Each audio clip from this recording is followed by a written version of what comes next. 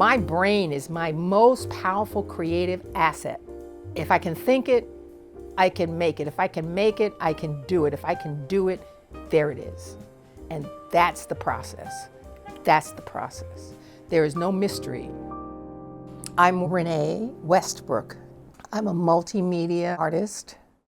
When I was in art school, I remember it was a playground for me. I could go from, literally flit from the printmaking class to a sculpture class to a painting class to a drawing. I remember speaking to someone who became a mentor to me, and he said to me one day, "What is wrong with you? Why do you want to specialize when it's clear you have the facility to do so much more? Why would you limit yourself?" When I answer the question about being multimedia, multifaceted, multi-layered, that's what I'm talking about. You know, I spent a lot of time in theater. I spent a lot of time with photography. I spent a lot of time in painting and drawing. And to me, that's how I never become bored.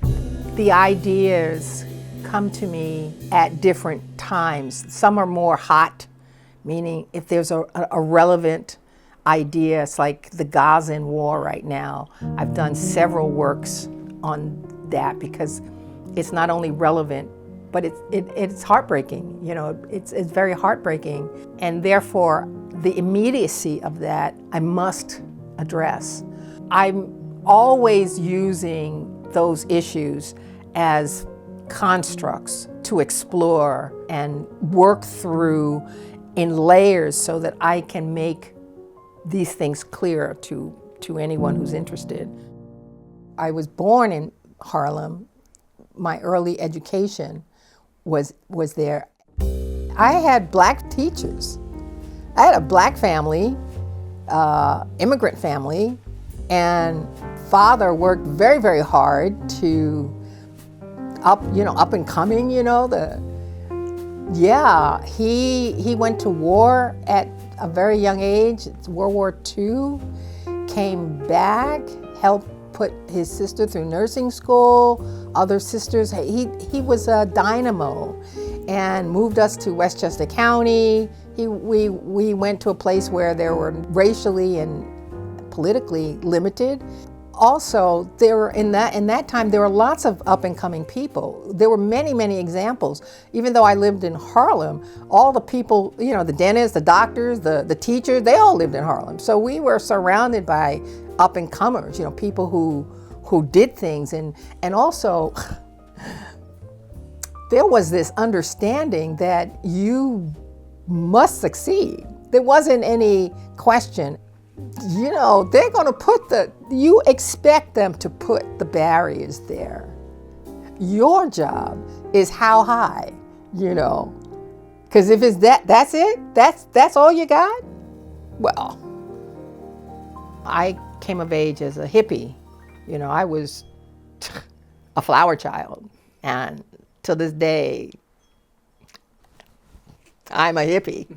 One of the most important things that I learned from James Baldwin, who I knew in the latter part of his life, he imparted some very, very powerful things to me.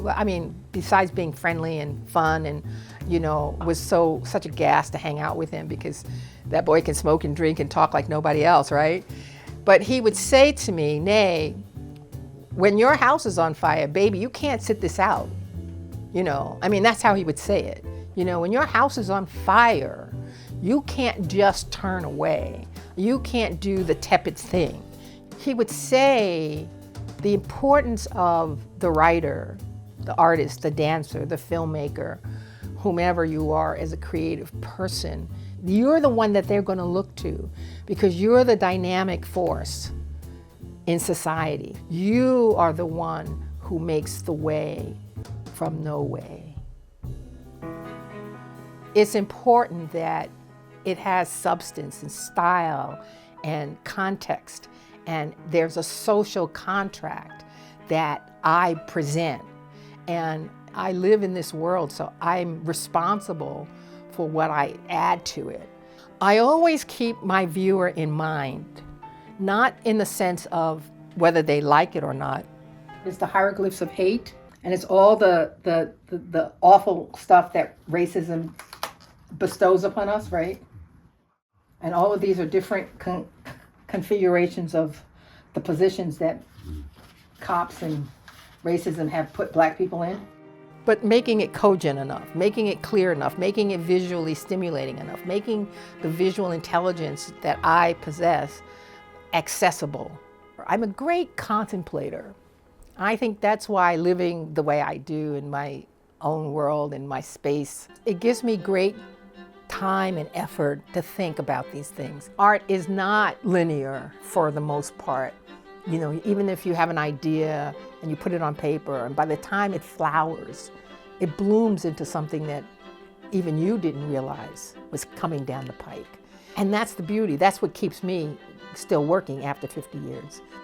I'm still there going, am I good enough? Have I mastered this technique enough? Have I been able to finesse it enough to say I can do this?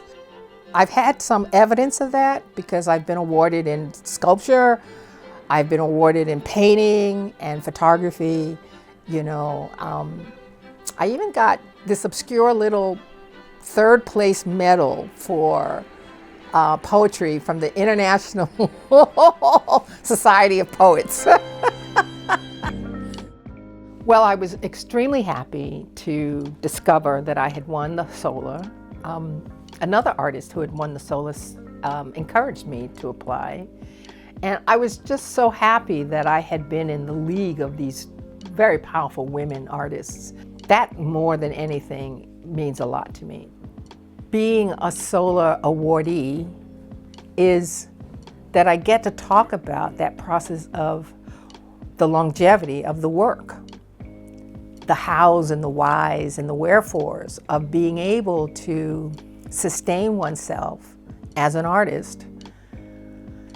And a lot of that is because I have learned the power of adapting. I know how to adapt both my style, my environment. I have had a day job as an artist all my life, or a creative person all my life, because I made the difficult decision to step out of the box of this is all I am into the world of I can do anything as a creative person. And that's what's made the difference to me. There is no one answer for my process.